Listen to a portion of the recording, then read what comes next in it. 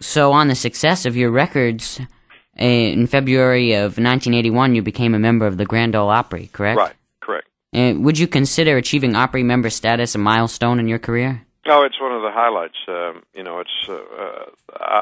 I'm very, very proud of that association.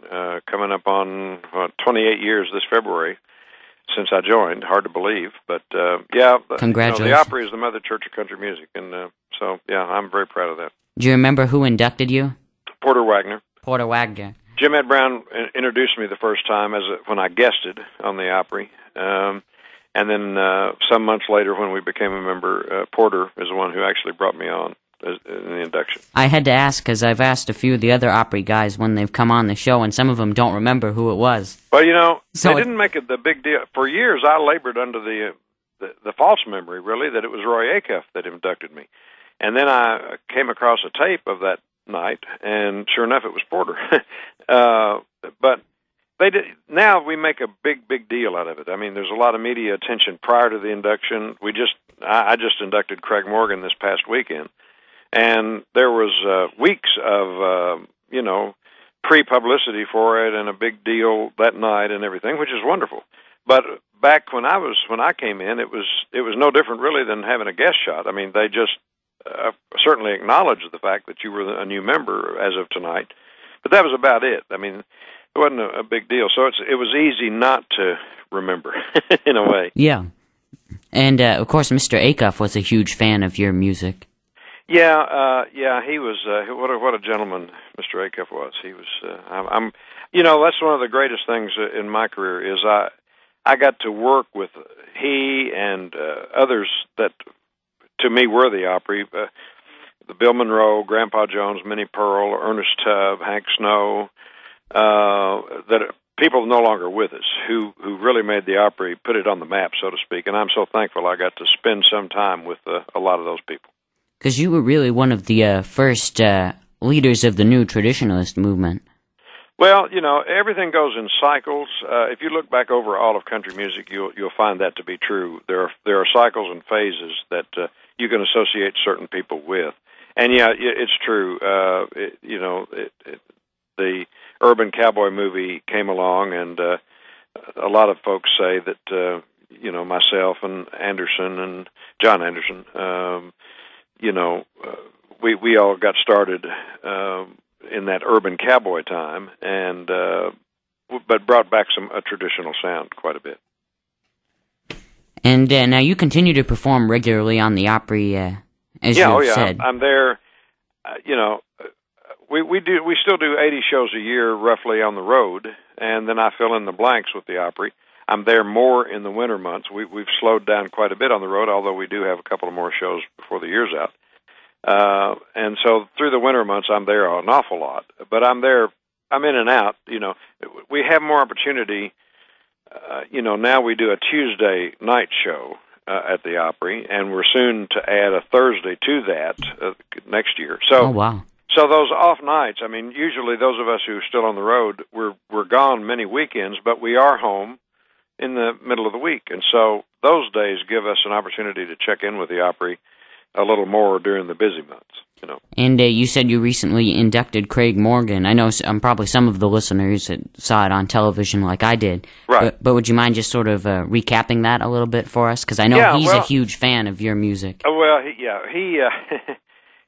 we go back. It's been, I don't know. It's probably I've lost track of time, but I'm guessing 4 or 5 years at least since he started guesting with us on the Opry, and probably longer than that. And I met him the first night he came out to the Opry, and at that time his drummer had been a drummer for me, and so his drummer said, "This guy, you wouldn't believe what a fan he is of you and your music."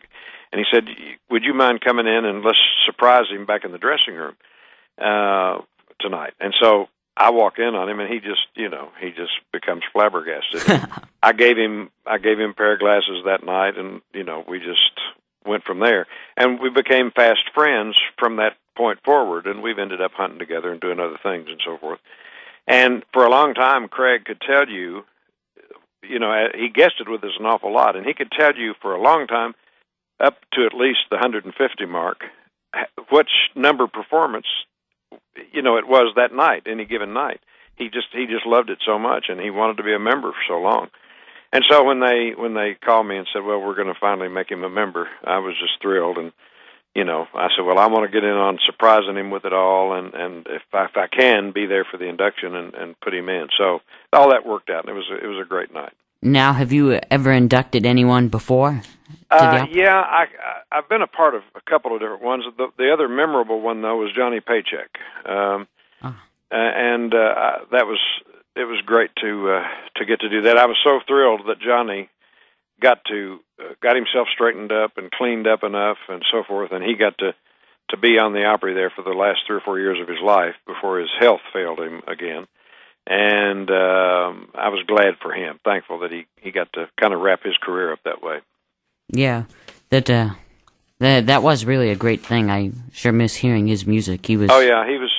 That's the thing about those distinctive voices. We're just not the industry. We're in a phase where the industry is not concentrating on sound that much. The distinctiveness. I don't know who the new George Jones could happen to be, or the new Merle Haggard, and the reason is they're not really looking for that. If they stumble on it, I guess they'll take it. But and that to me is a shame. We're in such a video craze age right now that they look first for how they're going to look in a video. And I've always said, there's nothing wrong with videos. That's wonderful, but they could still find people who have a distinctive sound, who have a great song, and then simply take a picture of those people, whoever they are, and whatever they look like. Sure.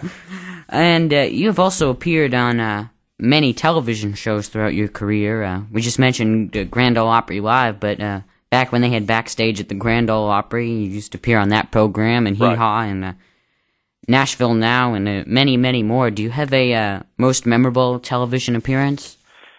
Not to put you on the spot. No, I don't really. I mean, there's nothing I can think of. We also did a lot of the first 10 of the Farm Aids. All of those were on television back, especially those early days. No, TV is not my favorite animal for a lot of reasons. I like it when it is live and spontaneous and not too scripted and not too formatted. But that's rare. That's hard to find.